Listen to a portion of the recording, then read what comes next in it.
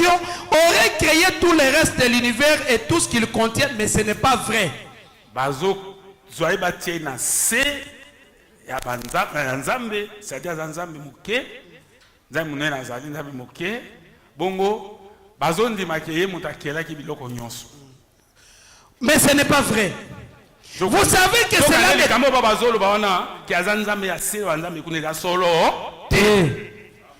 Vous savez que cela ne correspond pas au reste de la Bible.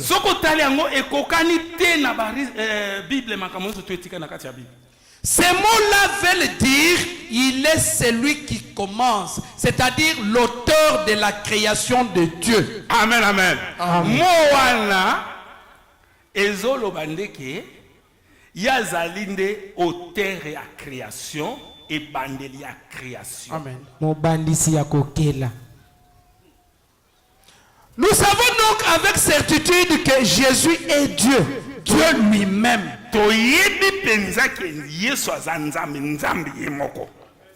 Il est le créateur, Jean 1:3. Azali mokeli, Yesu azali mokeli, les gens la Jean 2:3. 1:3. 1:3.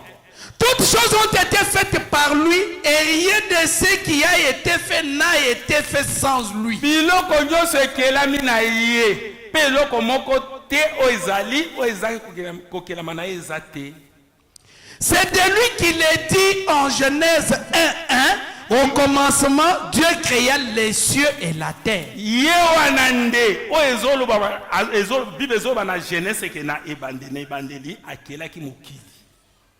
est également dit dans Exode 20:11, car en ces jours, l'Éternel a fait les cieux et la terre, la mer et tout ce qui y est contenu.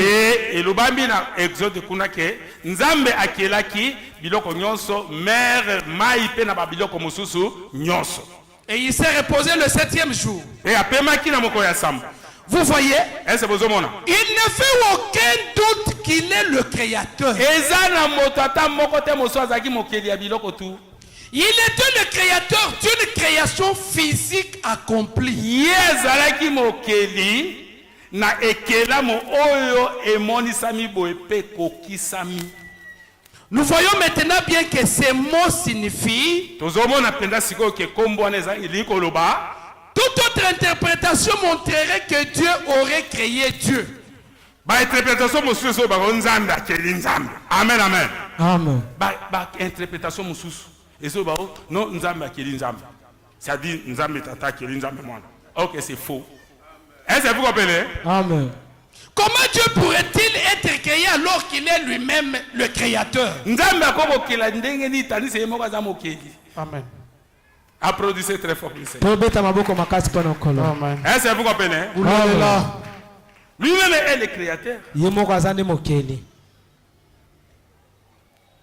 Amen, amen. Amen. Est-ce que vous comprenez? Amen.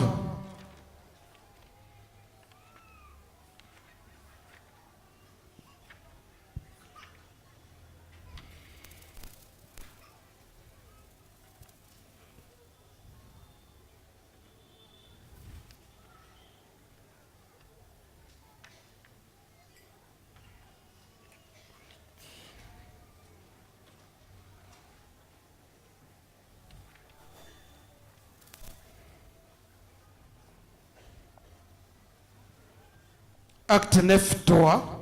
Comme il était en chemin et qu'il approchait de Damas, tout à coup une lumière venant du ciel resplendit autour de lui. Il tomba par terre et il entendit une voix qui lui disait: Saoul, Saoul, pourquoi me persécutes-tu? Il répondit: Qui es-tu, Seigneur? Le Seigneur dit: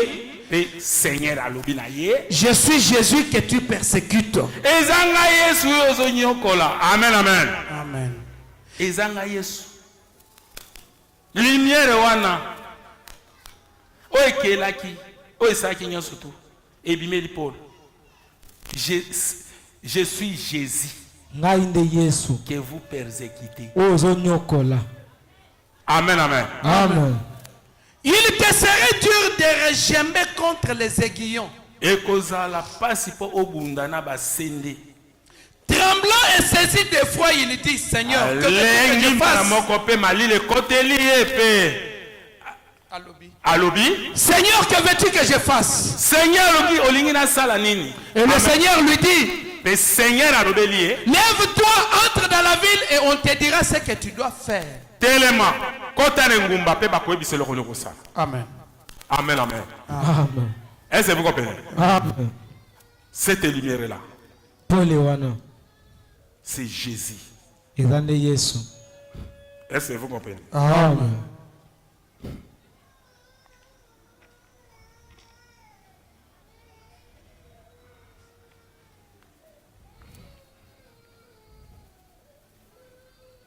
Ésaïe 35, 3. Fortifiez les mains languissantes et affermissez les genoux qui chancellent. Amen, amen. Amen, amen. Amen. Kuna n'Eden, tango mwana na Nzambe Adam Eve bakwe, Nzambe asalaki conférence, azuba ange bakiti. Pe aluki njete moko bona sena nga bengi baba sa conférence. Na mozi bino ke tobota miso tout dans les péchés. Ça dit to ko isamine to zaboué. Est-ce que vous comprenez? Amen. Maintenant na kati ya kobotama otobotami na péché. Nzambe afungolaki voie moko po asala po na ko racheter pe biso. Ndenge asalaki kuna. Mais boye ba te première décision na ye ako changer ngote. Amen, amen. Amen. Siko toyo kanano ndenge alobaki na basako na ye. Na Isaïe. Fortifiez les mains languissantes et affermissez les genoux qui chancellent. Lendi sa maboko elembi pe mabolongo eza kolenga. Dites à ceux qui ont le cœur troublé, prenez courage, ne craignez point. Yebisa bato mitema bango za kotungisama bazwa bayika piko ba mitungisama te baba. Voici votre Dieu, la vengeance viendra, la rétribution des dieux. Tala nzambe na bino ya kobukanisa azoya oyo azako détruire makambo nyonso tu mabe. Il viendra lui-même et vous sauvera. Amen, amen. Amen. Il va envoyer quelqu'un. Amutinda moto. Il va envoyer un ange. Amutinda bino mwanzi. Il viendra Lui-même lui-même et vous sauvera. Amen. Amen, amen. Amen. Maintenant, depuis que tu étais créé, et depuis que tu étais né, montrez-moi qui était venu pour nous sauver. Il y a des personnes qui étaient venues. Mais celui qui était venu là, la Bible dit que c'est Dieu, il viendra lui-même. Et vous sauver. Amen, amen. Nzambe soki bana ne ba koesami ndenge to koesamaki wana ayaka ye moko atindaka ba ange ote ange kezenga na vande pa boyo kende bosa makambo na te ye moko azokita. Applaudissez très fort pour le Seigneur. Alors s'ouvriront les yeux des aveugles, s'ouvriront les oreilles des sourds. Eh c'est bozolanda. Signe na yetanga koya bokoyeba ye. Mbato mi se kufa kofungwama, bato matoi e bayoka kate bakoyoka. Alors le boîtier sautera comme un cerf et la langue du muet éclatera de joie. Ba boîtier bakotambola ko sauter lokola ngombe abimina lopango pe bato balobaka te bakoloba bakotonda lesengo. Car deux eaux jailliront dans les airs et des ruisseaux dans la solitude. Wete mai ekosopana na biiki pe bongo na bongo. Car l'Éternel est notre juge, l'Éternel notre législateur. Wete nzambe kolo yera kolo aza juge na biso pe yende motasala kamibeko. L'Éternel est notre roi, c'est lui qui nous sauve. Éternel aza roi na biso pe yende motako sauver biso. Amen.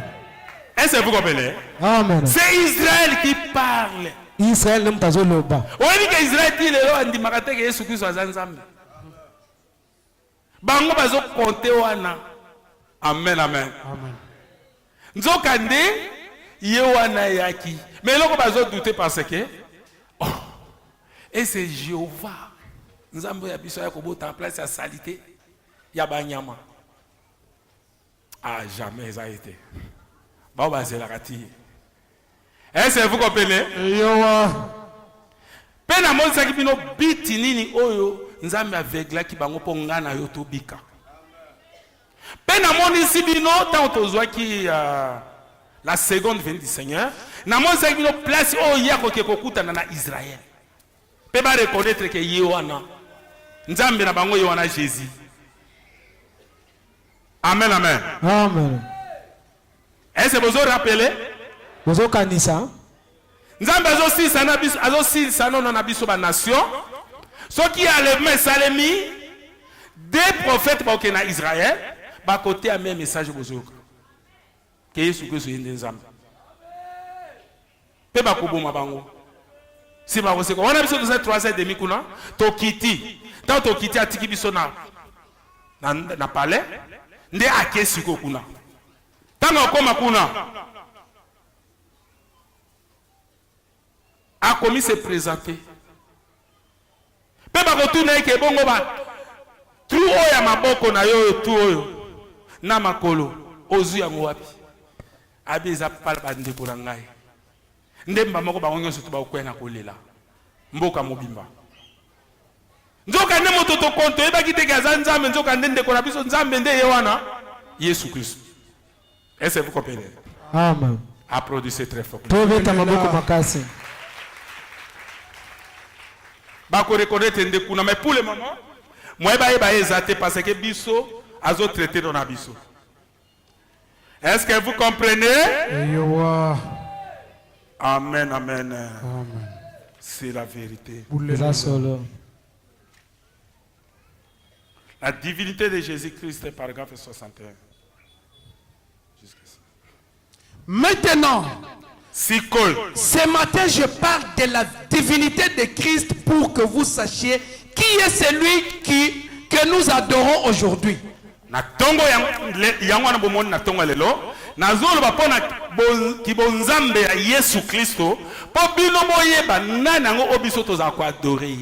Amen, amen. Amen.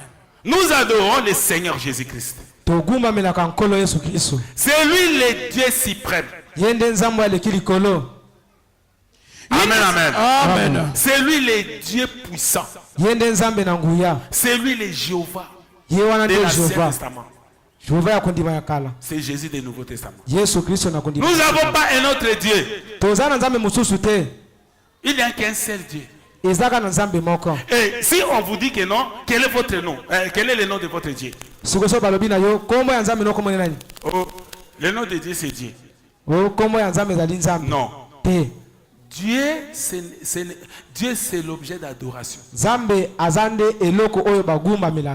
Mais le nom de notre Dieu, c'est lui que nous adorons. Son nom, c'est le Seigneur Jésus-Christ. C'est lui le véritable et l'unique Dieu au-dessus de tous les dieux.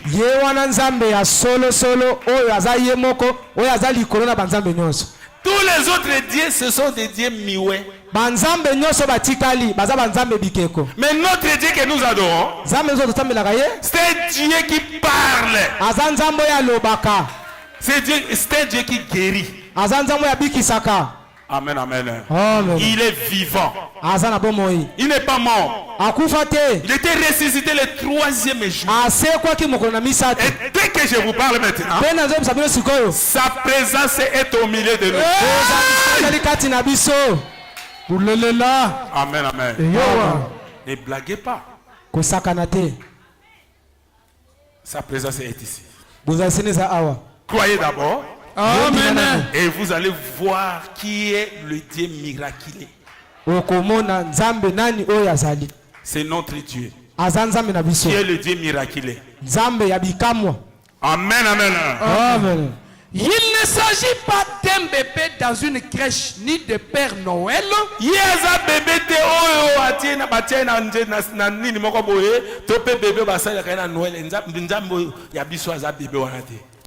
Père Noël. Père Noël était. Mais nous adorons le Dieu puissant dans la divinité de son Fils. Biso toza ko adorer nzambe ya nguya nyonso na kibonzambe na ye na kati na nzoto Yesu Kristo. Et remarquez ensuite que ce sang descendu et ce fit Christ Jésus. Comment koyeba ke akitaki amisali Kristo Yesu. Ensuite, remarquez que ce sang descendu et fit Christ Jésus. Makila ne kitaki et sali Kristo Yesu. Amen, amen. Amen. Les saints qui étaient formés cet corps-là, makila oyo ezalaki nzoto wana ce n'était pas le sang de Marie, ezalaki makila Maria te, ce n'était pas le sang de Joseph, ezalaki makila ya Joseph te, ce n'était pas le sang d'Israël, ezalaki makila ya Israël mais te, c'est le sang de Dieu lui-même. ezalaki nde makila ya Nzambe ye moko. C'est Dieu qui a créé ce sang-là. Nzambe ne mutu asalaki makila wana. A produit très fort. Tobeta maboko makasi.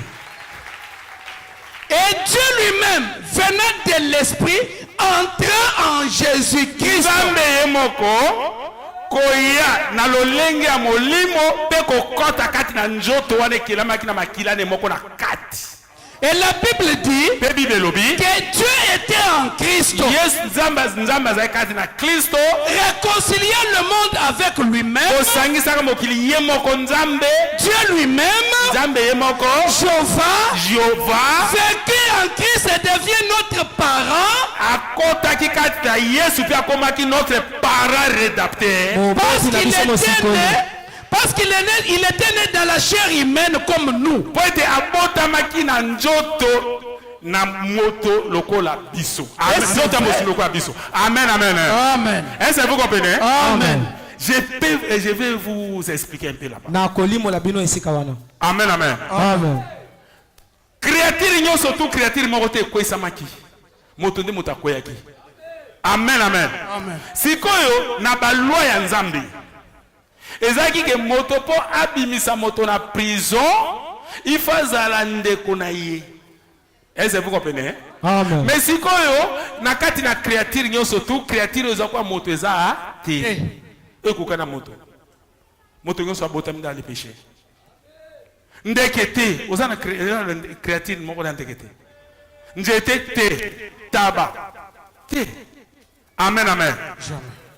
Siko na lowa na Nzambe talabi sikoyo esenga na kisa makila na ngai moko na créer makila atina bumwa Marie pour créer former njoto payer aux esprits ako kote na njoto wana pour akoma parent na biso akoma famille to koma akoma ndeko azwa njoto kula ngana ya bota mape kwa ngalo to bota. Et c'est pour ça qu'on comprendre. Amen, amen. Amen. Bidi o Nzambe azwaki njoto yango wana pona lwa wana. Solo pona lwa wana te alingaki kotinda ta ndeke akufa pona biso. Mais pona lwa wana est-ce que bato baza na prison? Nana kende kobimisa moto mona prison futela sa ba démarche. Kande kone. Est-ce que comme ande kone te yokenda? Okenda te ndenge moko. Nzambe pe po tobima prison il faut commander ko na biso nde sikoyo a partir na ngonde a esiko ko kufa po a racheter biso. Tala biti oyo Nzambe azwaki njoto po na péché na ngana yoto bota dans le péché. Applaudissez très fort pour le Seigneur. Les cellules de sang furent développées par Dieu et les cellules de la chair furent développées dans le sein de Marie qui donna naissance à l'enfant. Amen, amen. Cellule ya makila et développaki na kati na Marie Nzambe moko mutasalango pe et développé na misuni njoto na kati na Marie. Et Marie donna naissance à l'enfant. Pe Marie apesi aboti mwana wana abotami. Et Dieu descendit et vécut dans la chair humaine. Il a été tenté de toutes les manières. Amen, amen. Est-ce que vous comprenez? Azaki peut tenter na ba façon nyonso ndenge ngano tozaka tenter. Ikakiye na lolenge nyonso. Juste comme nous le sommes. ndenge moko biso nyonso tozali. Croyez-vous cela? Est-ce besoin de mango? Amen. Amen, amen. Amen. Azaki tenté. Ayokaki pe njala. Njala eleki ye. Abibo ya na toko tanje tokuna. So peut-être fruit kozala. Tango akomi atala boye. Ah, fruit ezate njala eleki. Yo njeto yo. O tikaka suko botate. Moto olia mbumana te. Tout on a une explication. Nana nga kolimbolo. Applaudissez très fort pour le Seigneur. Tala. Makambo ya parole de Dieu. Bible. Eza likambo te ya kozwa Bible be côté ya ndenge batanga ka bazote ya kanate. Eza na lo yango na te. Mais Bible pour mes andeke ote ya inspiration eza juste eza vérité nyonso zoluba. Nde yango eza important. Mais ate au moins na bisi boy to funga mukana matie papa bandeko bomonde zawa bozabala nzambe nde nazomona yo tala ozala voyage na poto nazomona na musala kozwa mbongo ebele c'est si la bimisi chapeau na bandeko nazana bato nazobokolo kuna na ferme na nini babenga ngoni Ophelina. Maman va y aller à moi, ne peut pas porter mon ma bébé, mais bisous de tous aux sungai. Bobo ti à moi quelque chose à pour nos sunga. Oh mon la de bizarre, on va se tchaka tchaka. Aujourd'hui la mongo motazo ko sabilo polé les boy. A côté en bon la poche à comme avant escamo. Landa est bien, banda ka kolanda ça kiti kita. A ke bota côté musu mata. A kiti kita. Ti o mone ça si à l'embi hein. Avant na pédale. Eh, maman, il a une bière. Restaurant, nini bangombe la gombe. Te au plan les aveseg, tiango. Ya peine à primis moko. Te zoa tirbo. Amen, amen. Amen. Applaudissez très fort. Bébino souvent bondi makande ba prédicateur à l'okuta. Mais on te la vérité. Mbongo non akenango wapi nga posa na ngezali o ba vérité ondima nzamba peso monimo sato ko talikolo. Applaudissez très fort pour le Seigneur. Nga na ebisi yo landa kaka ye. Tiano mbongo mo ba kiti kita. Amati mata ya ko ebate. Kuna kadi so mondo frande pesa ye. Tina suka ne ko yo pesa nga sanga. Oya ko ebisa nga. Amen, amen. C'est la vérité. Merci Seigneur. Mais comment on a passé Caleb et Mamza côté en abis on a été vérité pour tant azo kitabata sa fraté. Pour vérité, moi que va payer ça loko. Exact. Bato bandim. Yo mon a te que église. So mon tala batebili. Mon songe c'est mon songe. Lokutana lokutana. Babimisi rigorodo. Babimisi nyoka na njoto babimisi misuni. Eza na Bible place nini? Banda Genèse c'était Apocalypse. Esprit ezakana ni zos ni chair. Molimo ezalaka na muku. Siko ekomi esprit ekomi misuni ekomi mikuwa nyoka ezobimaka na njoto ba. Moto azokoso penda boye azolio mbongo pe ozondima. Amen, amen. Mosusu nazwaka ebongo bandeko. Azol bake bene boti nazo na ibo sava. Loko oza vase. To kene pa mama moko wa azobela. Na kene na e to komi wana to bano sa service to bonda boti or ke ye azui mosuni ngulu o batumbaka. Akata pati bomba changa. E vanda o ba pete. Siko taba diko bonda azobonda Pasteur, t'as le loco et bimi na kati amnini. Na ta place ango ilo morte. Bongo pota pété monsieur na bimi. Kasi monsieur ezaki na monoko noti. Applaudissez très fort. Akima libela. Akima libela. C'est vrai. Mais bino ba koso bobi misuni bimi na njoto nga bimi singa njoka ni malade na oka lokolo njoka nde misuni to mamikuwa. Ozimbongo $100 pesi. Akia leo mbongo alukuta. Les dons et les appels sont sans repentir. 8. Un homme n'est qu'un homme jusqu'à ce qu'il soit entièrement soumis à Dieu. Moto, abotame azakaka moto. Kino titango akomi kitisa epana nzambe. Et alors à la divinité. Ndengongo wana bonzambe sikoyo ekokoma epana. Et le Saint-Esprit demeure dans cet homme. Il ne s'agit pas de l'homme, mais c'est Dieu dans cet homme qui accomplit l'œuvre. Ainsi donc, Jésus, quand il est venu, il était un homme né d'une naissance virginale.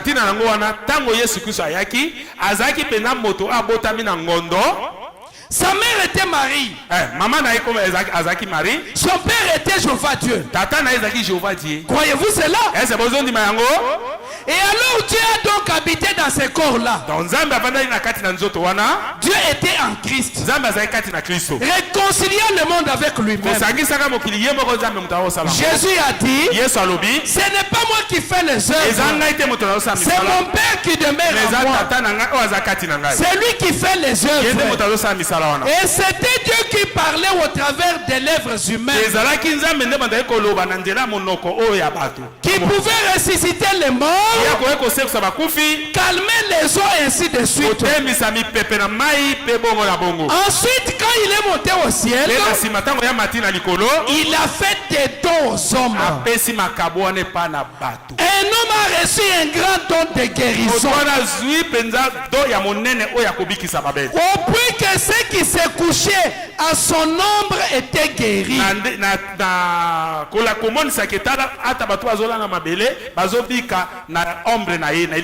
Ce n'était pas l'homme, mais plutôt leur foi dans ce Dieu qui était dans l'homme.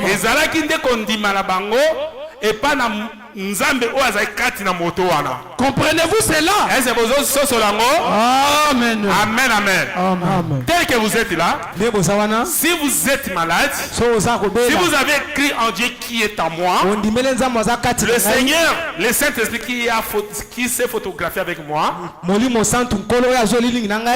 vous croyez en lui, que moi je suis son serviteur, et si vous êtes malade, quand je prierai pour toi, tu seras guéri. Parce que lui, cet esprit, va reconnaître votre foi. Que cette personne avait cru réellement à mon serviteur que moi j'ai envoyé. Et pour que je puisse lui confirmer que c'est moi qui ai envoyé cette personne, je vais le guérir. Amen. Ce n'est pas le pasteur Charles qui vous guérit, mais c'est le Dieu qui est en Charles qui vous guérit. L'ange qui est à côté de moi, c'est lui qui vous guérit. Est-ce que vous comprenez? Amen.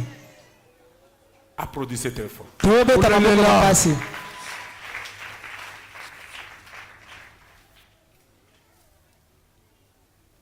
C'est la vérité.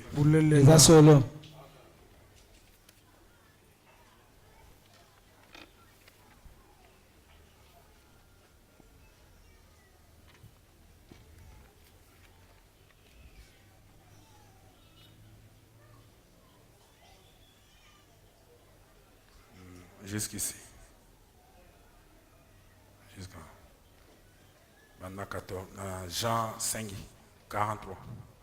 Je suis venu au nom de mon Père. Et vous ne me recevez pas. Si un autre vient en son propre nom, vous le recevrez. Il lui dit donc, où est ton Père? Jésus répondit, vous ne connaissez ni moi ni mon Père. Si vous me connaissiez, vous connaîtriez aussi mon Père. Moi et le Père, nous sommes un. Alors les Juifs prirent de nouveau des pierres pour le lapider. Jésus leur dit, je vous ai fait voir plusieurs bonnes œuvres venant de mon Père, pourquoi me lapidez-vous? Les Juifs lui répondirent, ce n'est pas donc pour une bonne œuvre que nous te lapidons, mais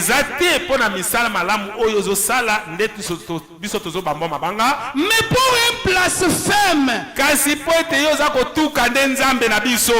parce que toi, qui es un homme, tu te fais Dieu.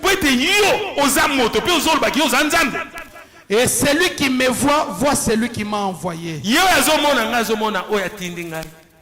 Si vous me connaissez, vous connaîtriez aussi mon Père. Et de maintenant, vous le connaissez, vous l'avez vu. Philippe lui dit, Seigneur, montre-nous le Père et cela nous suffit. Jésus lui dit, il y a si longtemps que je suis avec vous et tu ne m'as pas connu, Philippe. Tu as vu le Père. Comment tu dis, montre-nous le Père? Amen. Amen. Amen, amen. Amen. Applaudissez très fort. Siko tato bango balobaka kino tata ye Yesu ne mwana ye Yesu alobaki tata ngai. Amen, amen. Amen. Applaudissez très fort. Oh Dieu tout-puissant. Tu es merveilleux. Maintenant écoutez quelque chose.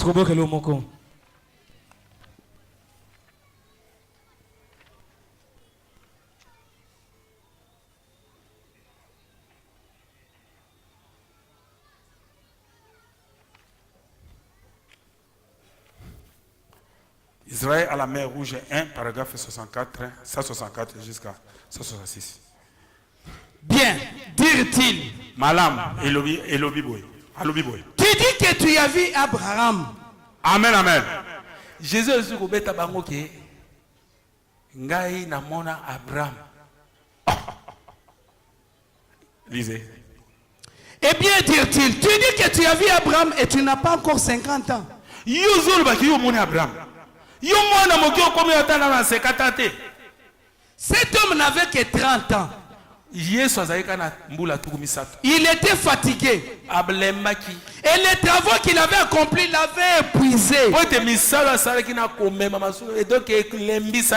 On lui dit, tu n'as pas plus de 50 ans et tu dis avoir vu Abraham qui est mort depuis 8 ou 900 ans.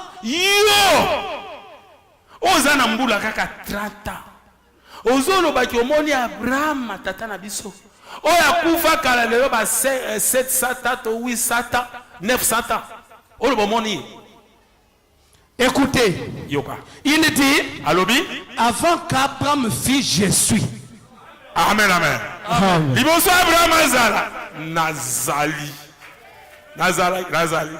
Je suis. Qui est je suis? Nazali. Qui est je suis? C'est Dieu. Amen. On a zoli mosu bango clair. Mais bato bazandenge nini? Ba licencié en théologie. Ba docteur en théologie. Amen, amen. Amen. Place on est compliqué ka ba o mabe. Ba koma ko ye bango te. Ata ba sa université 10 ans. Pour il faut ça domaine. On a dit que j'ai caché ces choses aux sages. Et j'ai révélé cela aux enfants qui veulent le prendre. Amen, amen. Amen. Avant qu'Abraham fît je suis Jéhovah. Liboso Abraham azala nga nazali naza Jéhovah. Il est Jéhovah Manassé. Aza Jéhovah Manassé batwazo Jéhovah Manassé c'est Jésus. Il est Jéhovah Rapha. Jéhovah Rapha bengaka Jésus. Il est et tous les noms rédempteurs de Jéhovah étaient en lui. Et en lui habite corporellement la plénitude de la divinité.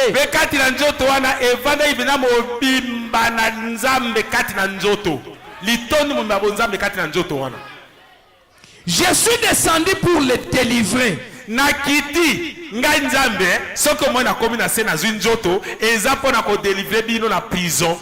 Je fais connaître mon nom. Nazo yebisa bino kombo na ngai. Amen, amen. Amen. Je veux connaître mon nom. Je veux faire connaître mon nom. Dis-leur que cela sera un mémorial de génération en génération. Yebisa bango que ndenge boyebi ngai que je suis Jéhovah, c'est Jésus. Et zabongo etika bongo mémorial na ba génération nyonso ko ya timo ko ngana ko ya. Etika la ekaniseli na bikalo nyonso ko ya. De génération en génération que je suis. Quoi? De génération en génération, je suis le je suis. Batango bileko na bileko nyonso nazali o azali. Amen. Pas le jeter. Ezate o azala kabongo lelo azala. Ni le je serai. Je suis. Nazali. Le même Dieu qui était là-bas cette nuit-là est ici ce matin. Nzambe moko wa nazalaki kuna na buto ya kotambusa bana Israël azala wana to. Amen. Boulelela. Amen, amen. Amen. C'est la vérité. Boulelela. C'est vrai. Maintenant, des choses comme ça. Qui va vous enseigner si vous ne trouvez pas un bon serviteur de Dieu? Et si vous rejetez les prophètes et l'âge, comment vous allez savoir ces choses?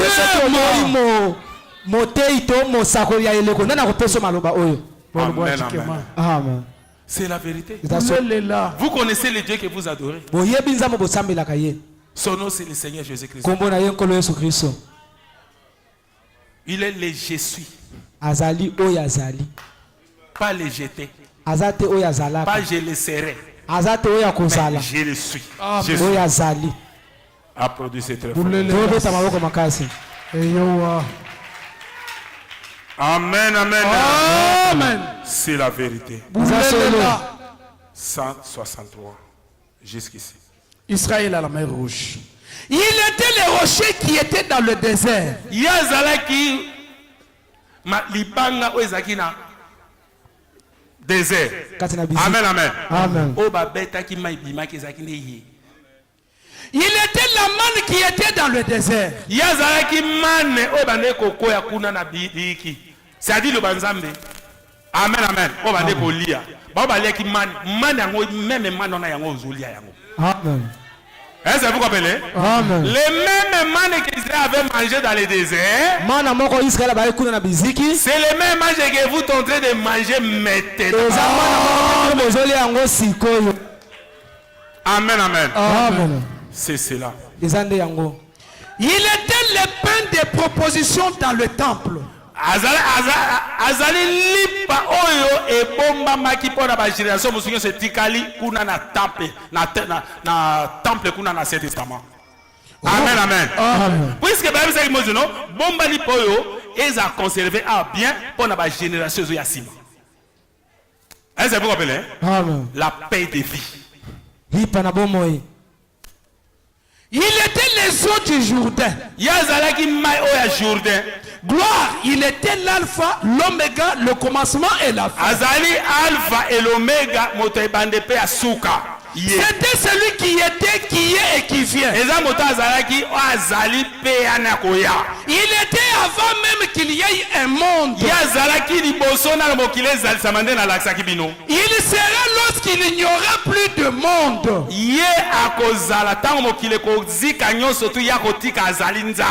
Il est la racine et le rejeton de David. Il est l'étoile du matin.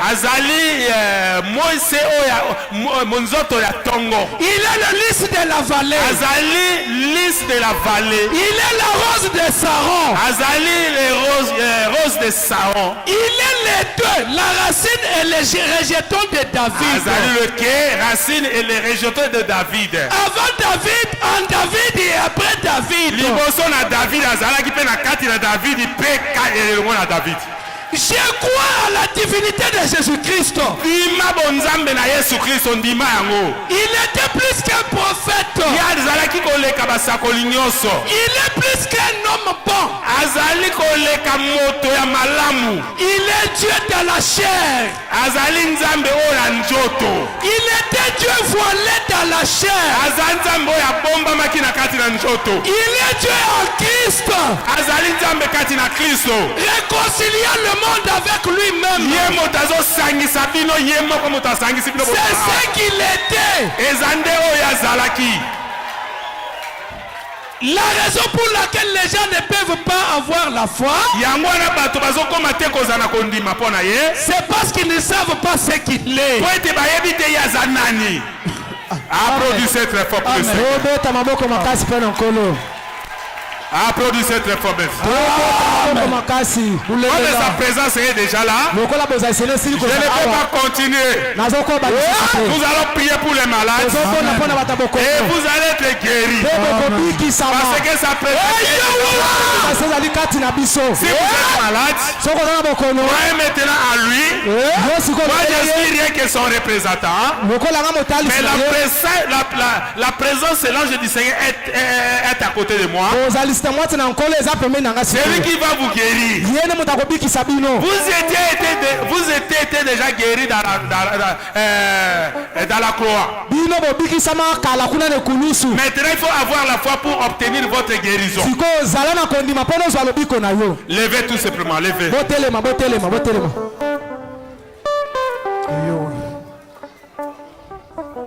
Je dois prier. Et après, vous allez passer ici. Je continue toujours à vous toucher seulement. Et je dois faire une seule prière. Si vous avez la foi, si vous avez un besoin, quelque besoin que vous pouvez avoir, croyez maintenant en lui. Il est votre parent rédacteur.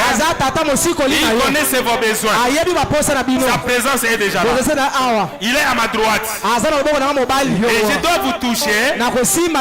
Chassez que c'est lui qui vous a touché.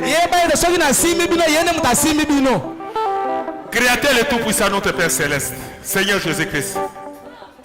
Seigneur, voyez, il y a beaucoup de problèmes qui sont venus dans ta présence. Et je te demande, oh Dieu Tout-Puissant, que tu puisses descendre tes anges, ta puissance du ciel, pour faire guérir tous ces gens qui sont malades. Seigneur, étant que ton représentant, et comme ta présence est déjà là, au nom du Seigneur Jésus-Christ, je chasse toutes les puissances du monde des ténèbres, toutes les puissances qui se tourmentent tous ces corps, toute la maladie, même si ça vient de la sorcellerie de la famille, au nom de ton Fils Seigneur Jésus-Christ, quand je les poserai les mains, qu'ils soient tous guéris, que personne ne puisse sortir tel qu'il était entré. Au nom de ton Fils Seigneur Jésus-Christ, je chasse tous les démons, toutes les puissances du monde des ténèbres, toute la maladie, quelle que soit, quelle maladie, sors dans ce corps. Quittez, je vous chasse. Vous n'êtes pas obligé d'être là pour tourmenter souvent les enfants de Dieu. Sors, je vous chasse. Prenez tous vos bagages. Sortez, allez dans les lieux arides. Que tous ces gens soient guéris, rétablis parfaitement au nom du Seigneur Jésus-Christ. Seigneur, donnez à chacune de la foi. Quand il va venir, quand je les pose les mains, qu'il puisse croire en toi, parce que tu avais dit que vous les poserez les mains aux malades et les malades seront guéris. Maintenant, oh Dieu Tout-Puissant, je vous ai montré son nom. Et c'est toi qui es le guérisseur de toute la maladie. Je ne connais pas un autre Dieu.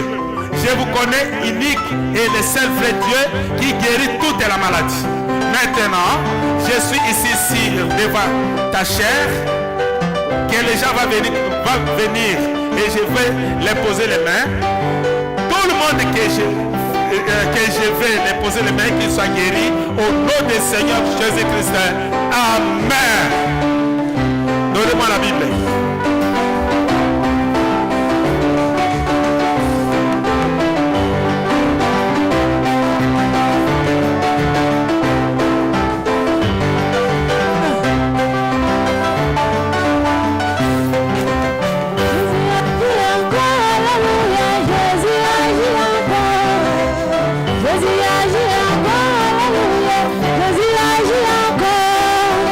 Comme le jour de Pentecôte,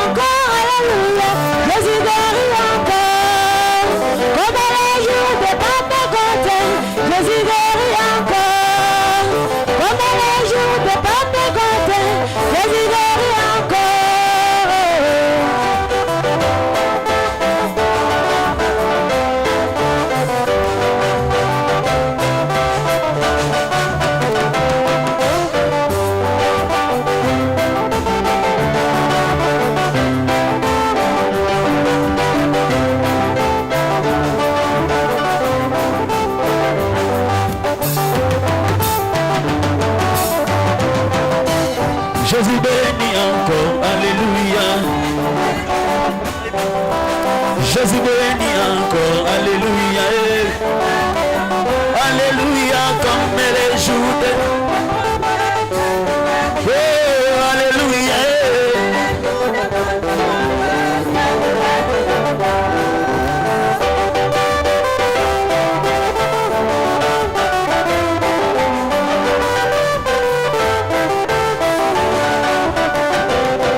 Oh, là je guéris encore, alléluia.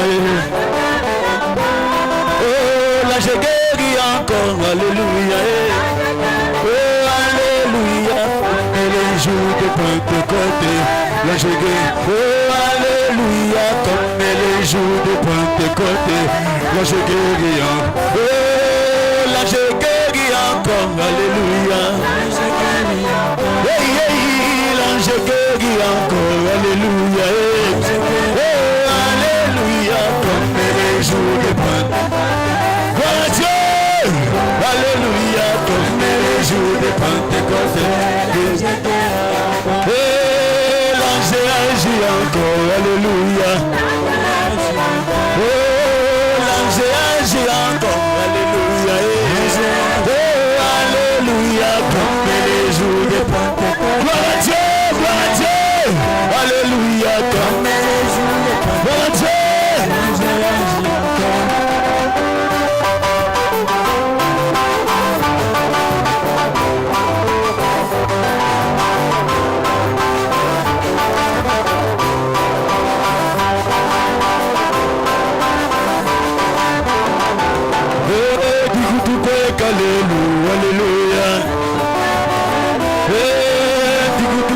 Alléluia, alléluia, alléluia, alléluia,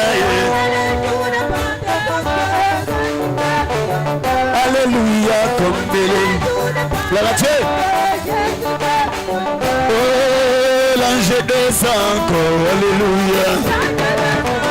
Hey, hey, l'ange descend encore, alléluia. Hey, alléluia, comme les jours de Pentecôte. Alléluia. Et l'ange descend. Oh, alléluia, alléluia, alléluia.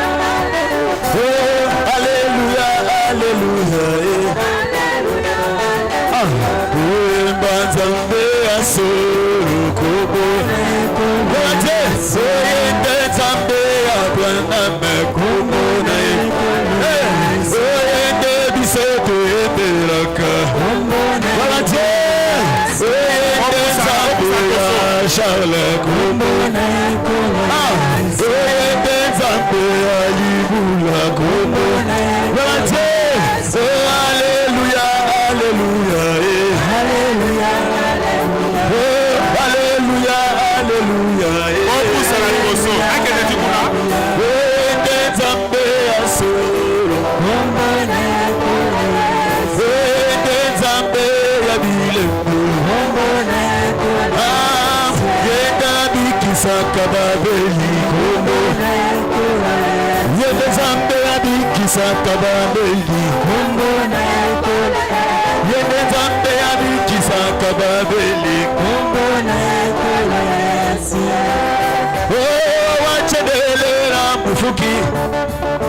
Wachendelela kutumwaji kukujimukato Udizambi utuamba bulelelage Vida moebe Nous sommes écrits des joies pour notre Dieu.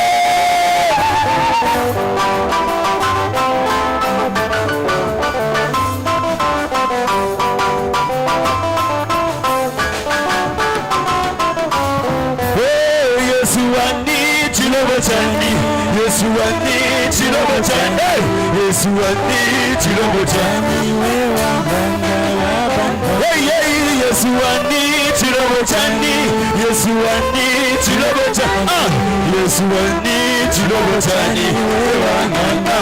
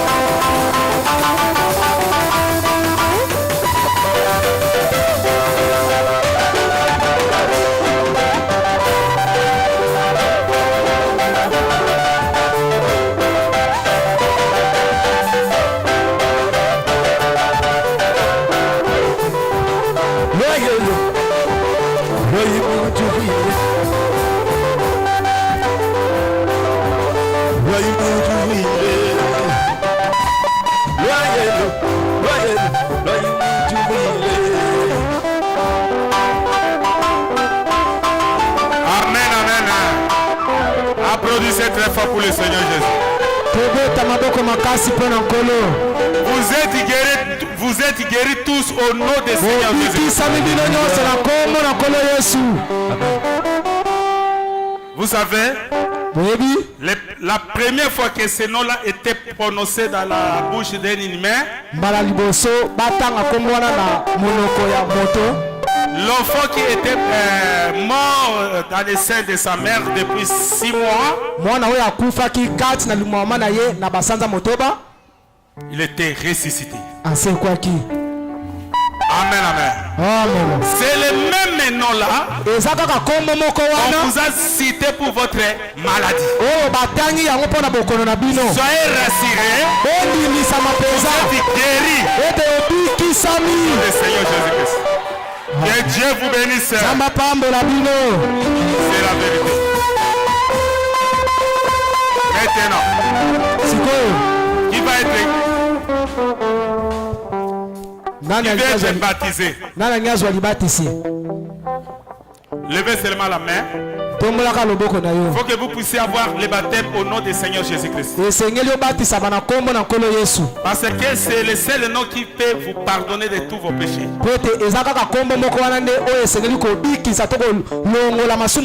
La Bible dit, sans l'effusion du sang, il n'y a pas le pardon du péché.